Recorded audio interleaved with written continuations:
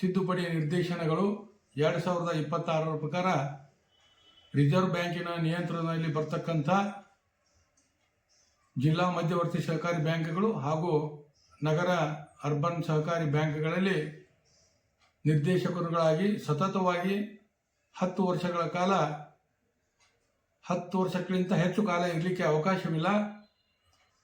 ಈ ಕಾಯ್ದೆಯ ತಿದ್ದುಪಡಿಯ ಪ್ರಕಾರ ಕ್ರಮ ಕೈಗೊಳ್ಳಲು ಕರ್ನಾಟಕ ಸರ್ಕಾರಕ್ಕೆ ನಿರ್ದೇಶನ ನೀಡಬೇಕೆಂದು ಕೋರಿ ದಿನಾಂಕ 1/4/2025 ಮಾನ್ಯ ರಿಸರ್ವ್ ಬ್ಯಾಂಕಿನ ಗವರ್ನರ್ ಅವರಿಗೆ ಪತ್ರವನ್ನು ಬರೆದು ವಿನಂತಿಸಲಾಗಿತ್ತು.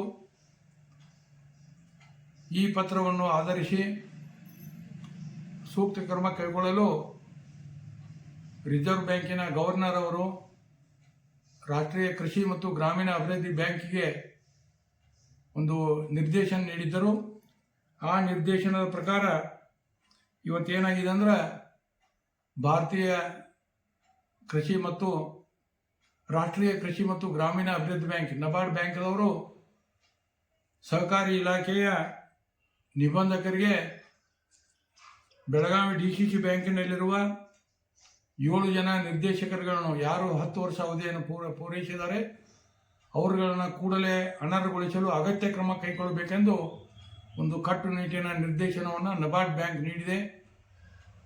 ಆದ್ದರಿಂದ ಈ ಬೆಳಗಾವಿ DCC ಬ್ಯಾಂಕ್ ಆಗಿರ್ಬೋದು, ರಾಜ್ಯದಲ್ಲಿರ್ತಕ್ಕಂಥ ಪ್ರತಿಯೊಂದು DCC ಬ್ಯಾಂಕ್ಗಳಲ್ಲಿ 10 ವರ್ಷಕ್ಕಿಂತ ಯಾರು ಹೆಚ್ಚು ಅವಧಿಗೆ ನಿರ್ದೇಶಕರುಗಳಾಗಿ ಇದ್ದಾರೋ ಅವರ ನಿರ್ದೇಶಕ ಸ್ಥಾನಕ್ಕೆ ಅನರ್ಹತೆ ಬರುವುದರಲ್ಲಿ ಯಾವುದೇ ಸಂದೇಹವಿಲ್ಲ ಅಂತೇಳಿ ಈ ದಾಖಲೆಗಳನ್ನು ನೋಡಿದಾಗ ನಮ್ಗೆ ಕಂಡು ಬರ್ತಾ ಇದೆ.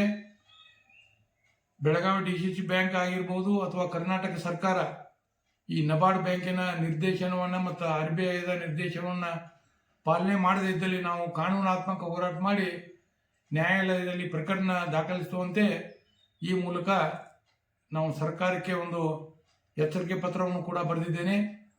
ಕಾರಣ ಕೂಡಲೇ ಈ ಬೆಳಗಾವಿ DCC ಬ್ಯಾಂಕಿನ 7 ಜನ ನಿರ್ದೇಶಕರುಗಳನ್ನ ಹಾಗೂ ರಾಜ್ಯದಲ್ಲಿ 10 ವರ್ಷಕ್ಕಿಂತ ಹೆಚ್ಚು ಅವಧಿಯನ್ನು ಯಾರು ಪೂರೈಸಿದ್ದಾರೆ ಆ ಮಧ್ಯವರ್ತಿ ಸಹಕಾರಿ ಬ್ಯಾಂಕ್ಗಳಲ್ಲಿ ಇರ್ತಕ್ಕಂಥ ನಿರ್ದೇಶಕರುಗಳನ್ನ ಮತ್ತು ನಗರ ಸಹಕಾರಿ ಬ್ಯಾಂಕ್ಗಳ ನಿರ್ದೇಶಕರುಗಳನ್ನ ವಜಾ ಮಾಡಲು ಕ್ರಮ ಕೈಗೊಳ್ಳಬೇಕಂತೇಳಿ ಎಲ್ಲ ದಾಖಲೆಗಳನ್ನು ಹೆಚ್ಚು ಸರ್ಕಾರಕ್ಕೆ ಪತ್ರ ಬರೆದು ವಿನಂತಿಸಲಾಗಿದೆ. ಸರ್ಕಾರ ಕ್ರಮ ಕೈಗೊಳ್ಳದಿದ್ದಲ್ಲಿ ಕಾನೂನಾತ್ಮಕ ಹೋರಾಟ ಮಾಡ್ತಾನಂತೆ ಈ ಮೂಲಕ ಹೇಳಿಕ್ಕೆ ಬಯಸ್ತೀನಿ. ಭೀಮಾ ಪಗಡ, ಮಾಹಿತಿ ಹಕ್ಕು ಕಾರ್ಯಕರ್ತ, ಮೂಡಲಗಿ.